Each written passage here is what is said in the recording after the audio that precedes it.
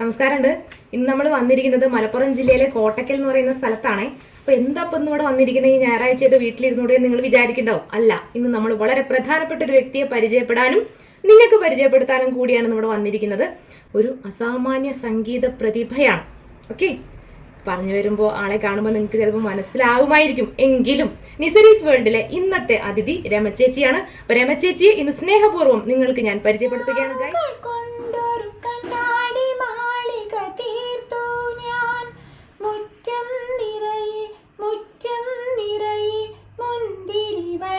പടർത്തി ഞാൻ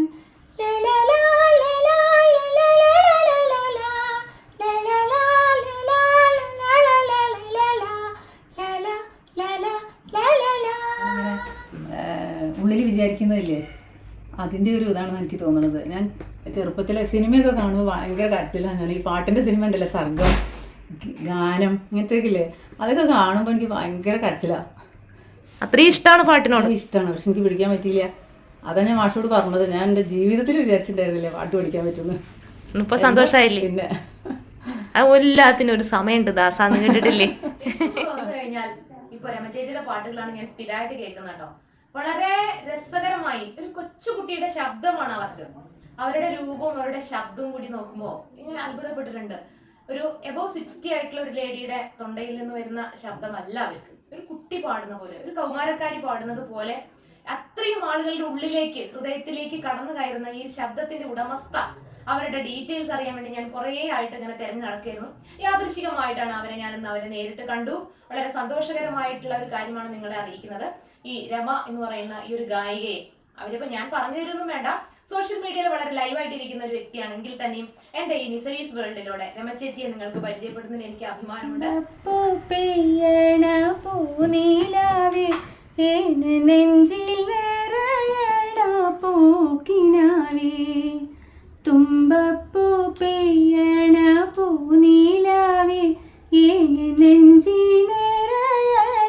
പൂക്കിനാവേ എത്ര നാള് കൊതിച്ചിരുന്ന് തിന്നെയെന്നും തേനൂറും പൂവാണെന്ന് നിന്നെയെന്നും തേനൂറും പൂവാണെന്ന് പൂവാണ് തേനാണ് നീ എന്നെല്ലാം ഏന് പുന്നാരം ചൊല്ലി മയക്കിയല്ലേ.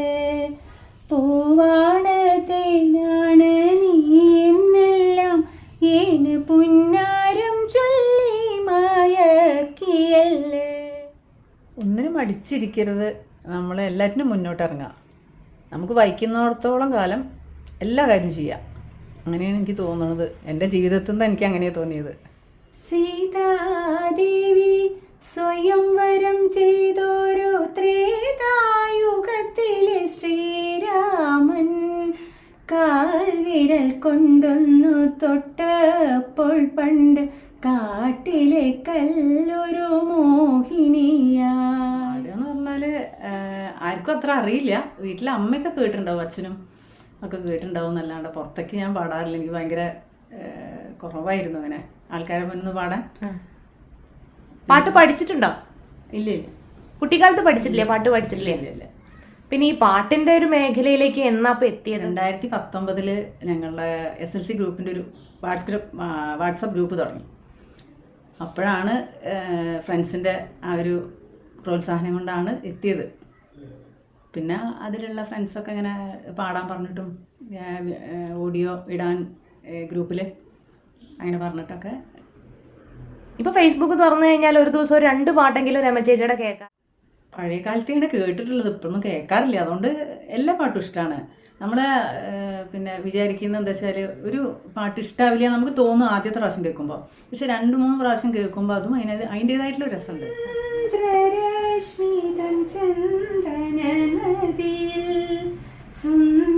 സുന്ദരിയാമൊരു മാൻപേട പാടിയാടി നീരാടി പവിഴത്തിരകളിൽ ചാഞ്ചാടി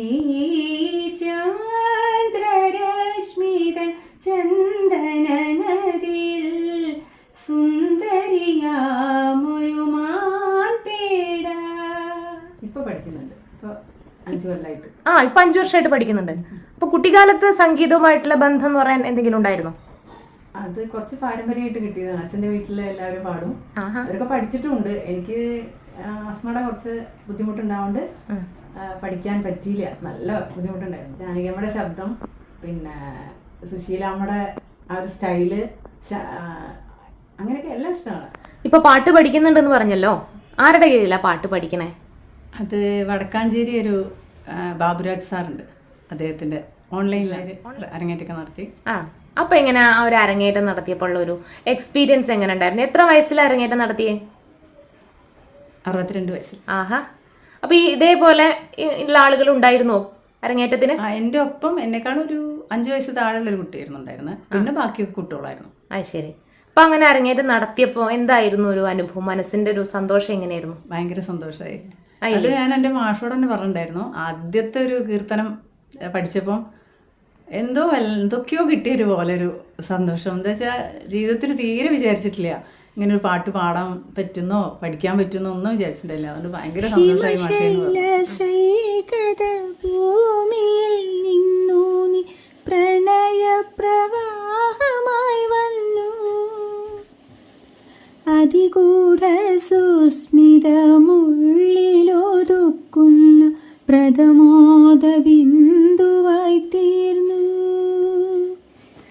നിമിഷങ്ങൾ തൻ കൈകൊടുന്ന ഇളയൊരു നീലാഞ്ജന തീർത്ഥമായി പുരുഷാന്തരങ്ങളെ കോൾമയിർ കൊള്ളിക്കും പീയൂഷവാഹിനിയായി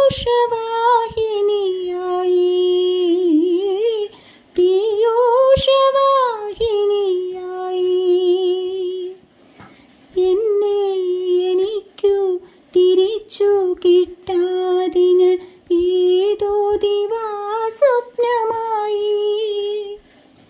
ബോധമബോധമായി മാറും ലഹരിതൻ സ്വേദപരാഗമായി മാറി. കാലം ഖനീഭൂതമായി നിൽക്കുമക്കര കാണാക്കയങ്ങളിലൂടെ എങ്ങോട്ടു പോയി ഞാൻ എൻ്റെ സ്മൃതികളെ നിങ്ങൾ വരില്ലയോ കൂടെ. ഇതിനെ കാണാനും പരിചയപ്പെടാനും കഴിഞ്ഞതിൽ വളരെ ഭാഗ്യം. ഇങ്ങനെ സംസാരിക്കാൻ പറ്റുന്നത് തന്നെ ഒരു ഭാഗ്യമായിട്ടാണ് ഞാൻ വിചാരിക്കുന്നത്. ഇങ്ങനെ പാടാൻ പറ്റുന്നത് ഇങ്ങനെ ഭാഗ്യാണല്ലോ എന്നാണ്. ഭഗവാന്റെ വലിയ അനുഗ്രഹമാണ് കേട്ടോ അങ്ങനെ സംസാരിക്കാൻ പറ്റുന്നത്. ഭഗവാന്റെ അനുഗ്രഹമാണ്. പിന്നെ എനിക്ക് ഒരു അച്ഛൻ്റെ ഒരു ഇഷ്ടം, അച്ഛൻ്റെ ഒരു അനുഗ്രഹം, ഭഗവാന്റെ അനുഗ്രഹത്തോടൊപ്പം അച്ഛൻ്റെ ഒരു സ്നേഹവും അനുഗ്രഹവും ഉണ്ട് എന്നാണ് എനിക്ക് ഭയങ്കര വിശ്വാസമാണ്. അച്ഛനിൽ എനിക്ക് വലിയ വിശ്വാസമാണ്. മനസ്സ് നിറയെ നന്മയും സ്നേഹവും, മുഖത്ത് എപ്പോഴും തെളിഞ്ഞു കാണുന്ന ഈ ചിരിയും, എന്ത് രസമുള്ള ശബ്ദ. ഇത്രയും മനോഹരമായിട്ട് ശബ്ദത്തിൻ്റെ ഉടമ ഇത്രയും കാലം എവിടെ പോയിരിക്കുകയായിരുന്നു എന്നാണ് ഞാൻ ഓർക്കണേ. അതാണ് ചില ആളുകളെ നമുക്ക് കണ്ടു കിട്ടാൻ ഒരുപാട് വൈകും. ഇനി അവർ ഒരുപാട് ഉയരങ്ങളിൽ എത്തട്ടെ എന്നാണ് ഞാൻ സ്നേഹപൂർവ്വം പ്രാർത്ഥിക്കുന്നത് കേട്ടോ. ഇത് കോട്ടക്കലുള്ള രമചേച്ചിയാണ്. സോഷ്യൽ മീഡിയയിൽ നിങ്ങളെല്ലാവരും കണ്ടിട്ടുണ്ടായിരിക്കും. ഞാൻ ഇന്നാണ് അവരെ അടുത്ത് കണ്ട് പരിചയപ്പെട്ടത് കേട്ടോ. അവർ ഒരുപാട് ഉയരങ്ങളിൽ എത്തട്ടെ എന്ന് ഹൃദയപൂർവ്വം പ്രാർത്ഥിക്കുന്നു. നന്ദി, നമസ്കാരം.